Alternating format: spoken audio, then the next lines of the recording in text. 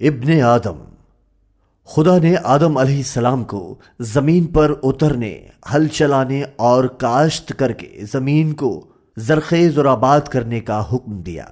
آدم علیہ السلام اور حضرت حوا برضا و خوشی کاشت کرتے اور کھاتے۔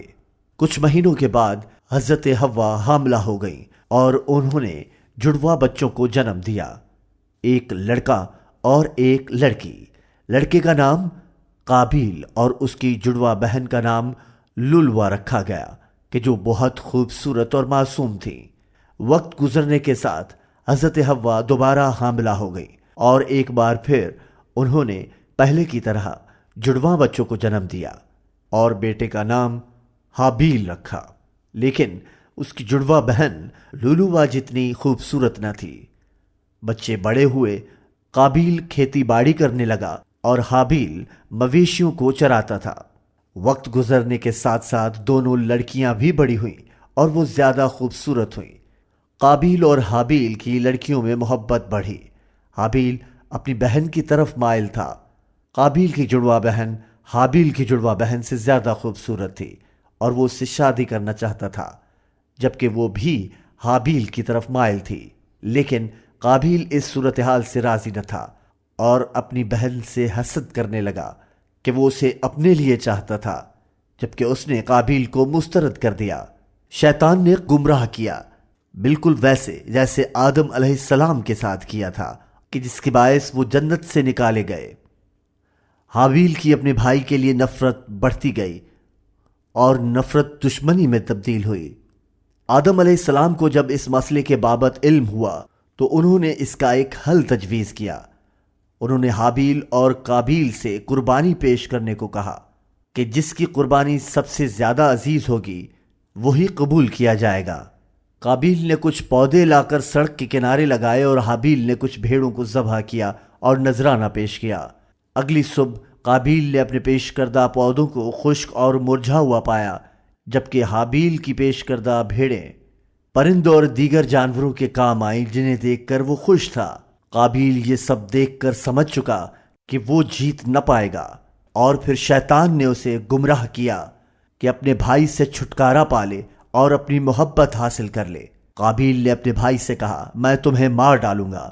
حابیل نے جواب دیا کہ تم اگر مجھے مارنے کے لیے ہاتھ اٹھاؤ گے تو میں پھر بھی تمہیں مارنے کے لیے اپنا ہاتھ نہ اٹھاؤں گا۔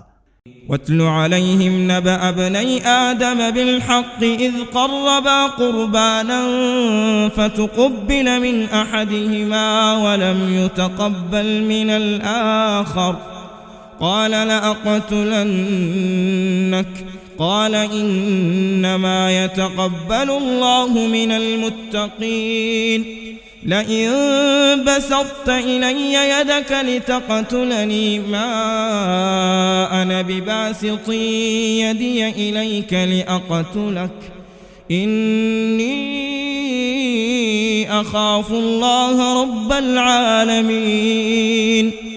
لیکن جب اس نے اپنے بھائی کو بضد دیکھا تو کہا، اگر تم اس کا ارتکاب کرو گے تو تم آگ میں رہنے والے ہو جاؤ گے۔